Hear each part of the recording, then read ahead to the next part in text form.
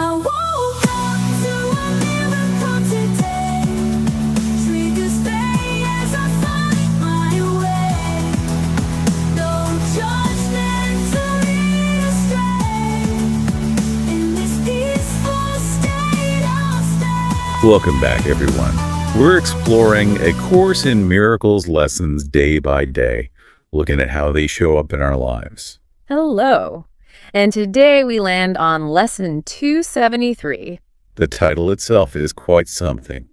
The stillness of the peace of God is mine. It really is. Just reading the title feels like an invitation to, take a breath. Especially if things feel noisy, either outside or inside your own head. It feels like the perfect counterpoint to all the rush and anxiety we can get caught up in. Now, before we read the lesson, we always want to say, this is for all of us exploring together. We love hearing from you about how these ideas are working or not working in your daily practice. Absolutely. This is very much a shared exploration. You can always reach us at ACIM at the worldharmonyproject.org. And we're also on TikTok at the World Harmony Project, sharing little thoughts and context throughout the week. Okay, let's ground ourselves in the lesson itself now. I'll read the first part of Lesson 273. Lesson 273. The stillness of the peace of God is mine. Perhaps we are now ready for a day of undisturbed tranquility. If this is not yet feasible, we are content and even more than satisfied to learn how such a day can be achieved. If we give way to a disturbance, let us learn how to dismiss it and return to peace. We need but tell our minds, with certainty, the stillness of the peace of God is mine, and nothing can intrude upon the peace that God himself has given to his Son. And the second part, the prayer. Father, your peace is mine. What need have I to feel that anything can rob me of what you would have me keep? I cannot lose your gifts to me. And so the peace you gave your Son is with me still, in quietness and in my own eternal love for you. That prayer, especially the lines, what need have I to fear that anything can rob me of what you would have me keep? I cannot lose your gifts to me, feels so definite. It's saying peace isn't fragile. It's ours permanently.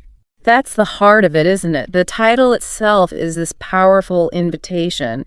Just imagine for a moment a day where that constant ego chatter just stops. No running commentary on everything. Right. No negativity loop, no replaying old arguments, no rehearsing future worries, no automatic judgments about people or situations, no low-level hum of anxiety. That kind of quiet sounds. Yeah. Well, amazing. It's more than amazing. The lesson suggests it's our natural state. And look at how gently the lesson starts. Perhaps we are now ready. Yes, that perhaps is so important. It takes all the pressure off. Like, okay, maybe a whole day of undisturbed tranquility feels out of reach right now. But then it says if that's not feasible yet, we can be content and even more than satisfied just learning how such a day can happen. The learning itself is the step. It implies the peace is already fundamentally ours. Our work isn't achieving it, but maybe learning how to stop pushing it away or stop accepting the disturbances instead. It completely flips the script on spiritual struggle. The idea that peace is something hard won. The Course says it's already given.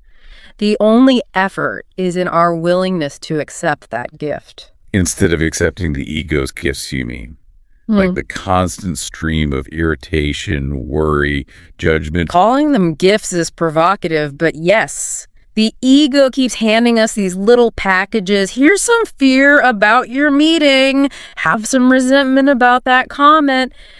And we just automatically take them. Which brings to mind that story about the Buddha. Remember that one? Where a man comes up just furious, yelling insults.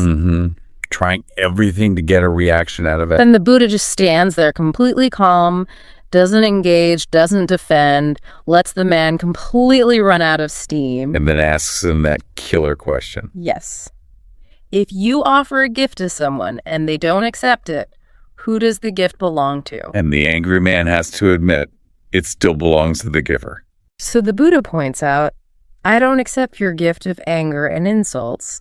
So the anger stays with the man. He's the only one left holding that negativity. That's such a clear picture of this lesson, saying, the stillness of the peace of God is mine. It is like saying, no thank you, I decline that package of disturbance you're trying to hand me. It's a refusal to internalize the negativity. Yeah. But then you might ask, okay, does declining a gift mean I just ignore problems? Or ignore someone who's clearly upset or acting out? That's a fair question. How do we refuse the disturbance without refusing reality or compassion? It's about how we engage. Declining the ego's package, the fear, the defensiveness, the judgment, doesn't mean we stick our heads in the sand. It means we choose a different toolkit. We choose to respond from stillness instead of reactivity. Exactly. From that stillness, we can see clearly. We can offer help, set a boundary, take practical action, whatever is needed. But we'll do it from a place of clarity and maybe even love, not from being triggered ourselves. It's about being grounded, not numb. That grounded clarity is crucial, especially when things feel intense. Which leads us to a big challenge in practice, telling the difference between that quiet, helpful guidance and the ego's fear disguised as intuition. Sometimes your gut is full of ego fear, not Holy Spirit wisdom. So how do we tell them apart? What are the signals? You have to become a kind of inner detective, observing the quality of the feeling. Ego intuition nearly always feels pressured. There's anxiety, a racing heart, maybe a knot in your stomach, a tightness somewhere. It feels urgent, chaotic. It's rooted in fear of loss or attack. So that frantic, oh no, I have to do this right now or else feeling, that's usually the ego signature. That's a very strong indicator, yes. Holy Spirit guidance feels completely different. It's calm, steady. Even if it prompts swift action, the feeling underneath is peaceful, settled, like a quiet knowing. There's no panic attached. Okay, so the action might look similar on the outside sometimes, like quickly moving out of danger, but the inner state is totally different. One is panic, the other is peaceful alertness. Precisely. The Holy Spirit's guidance connects you to the present, offering the clear, simple next step. The ego tries to control the future by projecting fear onto it. Think about walking into a really tough meeting, maybe with someone known to be difficult. Okay, yeah, like a high-stakes negotiation. The ego immediately starts the movie. They're gonna rip this apart. I'm gonna look stupid. I need to be aggressive first. Yeah. You feel that tension, that defensiveness building. Definitely. Shoulders tense, jaw tightens. That whole script makes a constructive outcome almost impossible because you're already primed for battle. Now contrast that. You pause, breathe, remember, the stillness of the peace of God is mine. So you acknowledge the person might be challenging, but you don't internalize the fear about it. Right. The Holy Spirit's guidance might simply be walk in, breathe, state your points clearly, listen. The inner feeling is calm. You're centered. Your value isn't tied to how they react. You can handle whatever comes because your peace isn't dependent on the meeting's outcome. It's already yours. That ability to choose the inner foundation is everything. Which reminds me of that story you told, the 3 a.m. walk. Yeah. Talk about uncertainty triggering the ego. Oh, that was a masterclass in ego projection. 3 of us walking back late, kind of lost, and this figure appears, tall, long hair, dressed in black, standing there in the shadows. Instant adrenaline, I imagine. Late night, unfamiliar place. Classic fear trigger. What stories did the ego spin up? Oh, it went wild. Everything from the statistically unlikely, lone predator to the completely outlandish. I think shapeshifter even made an appearance in someone's panicked thought stream. Wow. So from plausible fear to sci-fi horror. But the point is, all those stories, regardless of how wild, had the exact same emotional core. Fear, vulnerability, seeing ourselves as potential victims. The ego absolutely hates a vacuum. It rushes to fill uncertainty with drama. And that panic actually makes you less safe, doesn't it? Less able to observe what's really happening. Yes. The lesson isn't saying be careless. You still take precautions. The practical actions for safety, staying alert, maybe crossing the street, sticking together, those actions are often the same, whether you're fueled by panic or by calm awareness. So the difference is purely internal. Entirely. The ego makes you take those actions while layering on terror and stress, making you jumpy and reactive. The Holy Spirit's guidance is just be aware, notice your surroundings, walk this way. It's protective clarity without the debilitating fear. In that moment, the ego's fearful stories were completely unhelpful, just noise. Let's extend that. How does this apply when we're facing something new, like a new job or moving somewhere unfamiliar? Oh, new situations are the ego's playground. First day at work, the ego shouts, "Imposter, they'll find you out." Moving to a new town, you won't fit in, no one will like you. Traveling alone in a foreign country, you'll get lost. Something terrible will happen. It paints the whole canvas with potential failure and rejection before anything's even happened. And that fear steals your energy. You're so busy worrying about what if I fail that you can't focus on the simple, practical steps needed to, not fail. So choosing stillness changes the inner monologue. Completely. Instead of the fear fest, the Holy Spirit offers something simple. Okay, here's where you are. What's the next small step? Maybe it's just ask for directions or introduce yourself to one person. Come with a sense of capability. You can handle this. Peace is with you. The ego ties you in knots.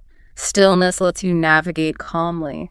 This applies so directly to how we meet people too, doesn't it? Especially people who seem different from us. The ego loves to disguise prejudice as just being sensible or cautious. It's one of its favorite tricks. Think about your familiar environment, your neighborhood maybe.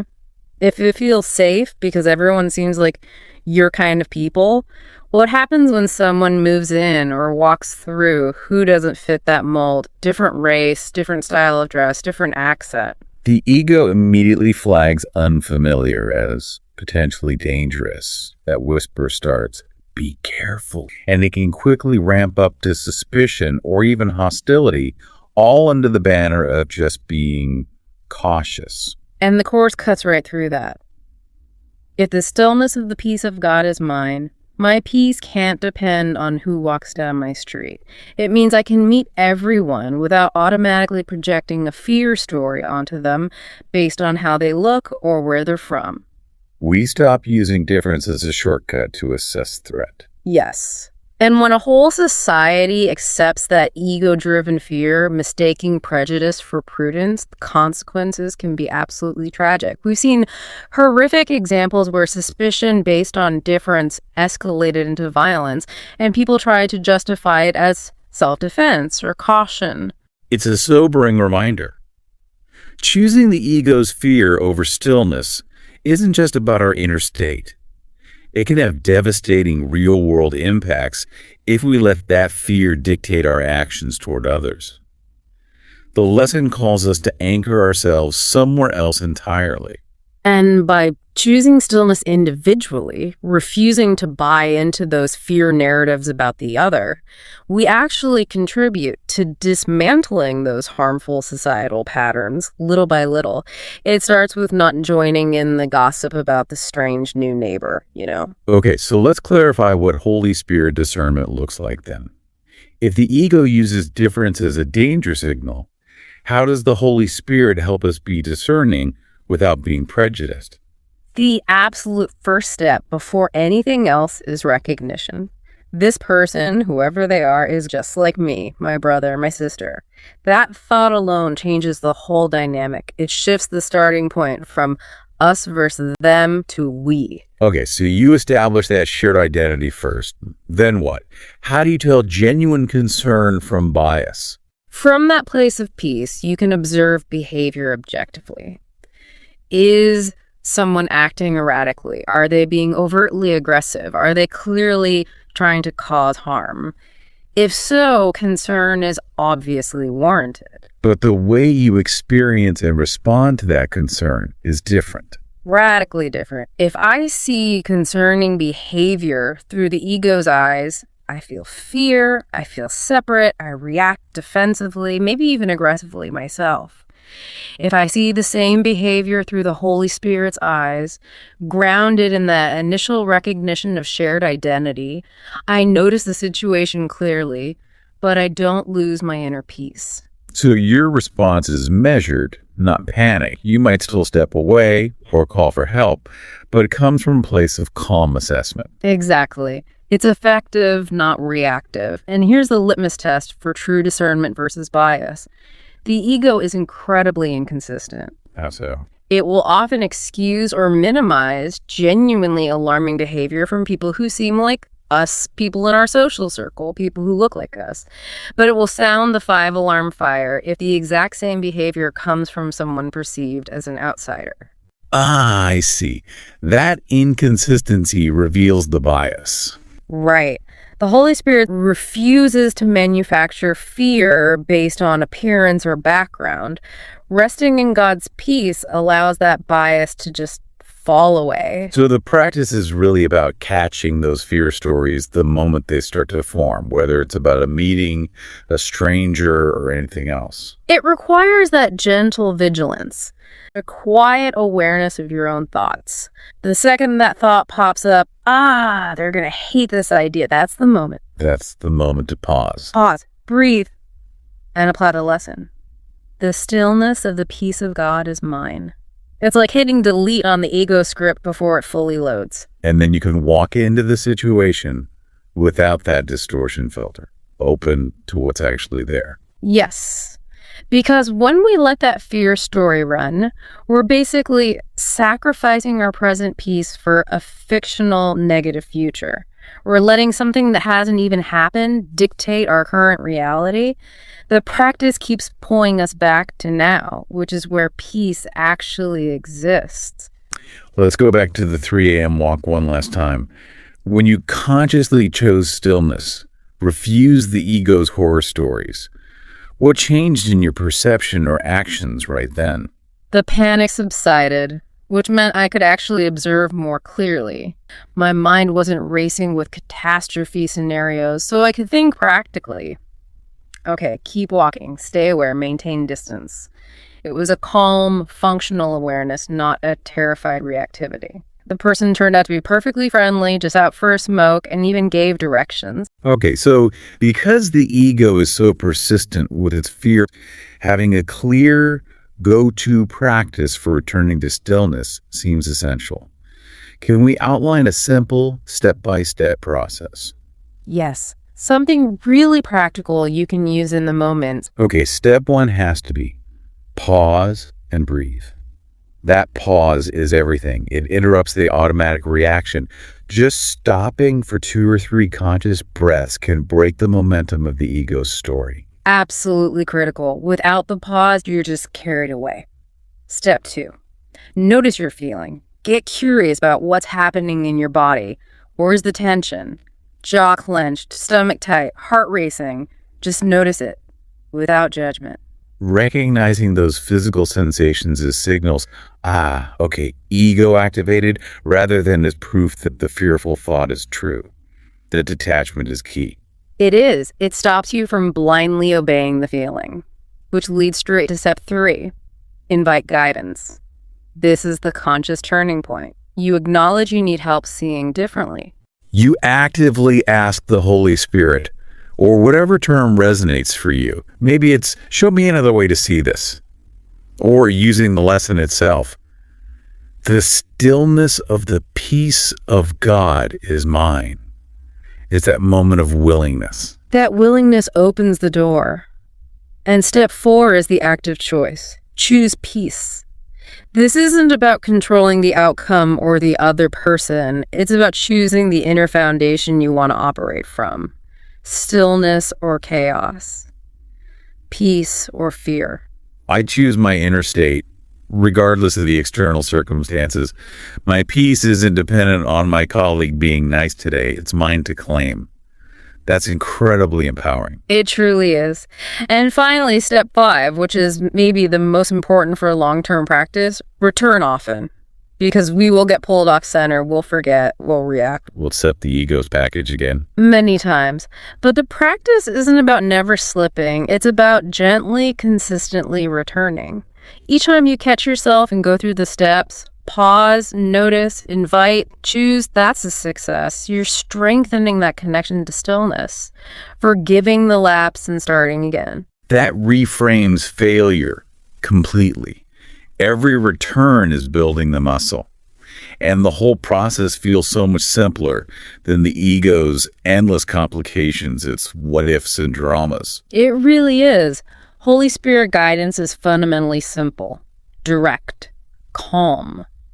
Practicing these steps helps us tune into that quiet frequency more easily, cutting through the static of the ego. Eventually, that stillness starts to feel like home base. That's a wonderful way to think about it. So, lesson 273 is this powerful reminder. Peace isn't something we have to chase or build. The stillness of the peace of God is mine. It's already here. It's our inherent reality, just waiting beneath the noise. We don't need the world to change first. We can claim it right now, in this moment. And when the ego starts its stories, we have these simple steps to find our way back. Let's quickly recap those 5 steps one more time, just to anchor them for everyone listening. Good idea. The 5 steps back to center. 1, pause and breathe. 2, notice your feeling. 3, invite guidance. 4, choose peace. And 5, return often. Simple, yet profound when practiced. Now, for all of you listening, we'd love to hear about your experience with step 3. When you invite guidance, what words or phrases really work for you? Is it something from the course, like today's lesson, or maybe something uniquely personal? Let us know. You can email us at acim@theworldharmonyproject.org or find us over on TikTok at The World Harmony Project. Thank you for being here. Until next time, may you remember deeply and often that the stillness of the peace of God is already yours. I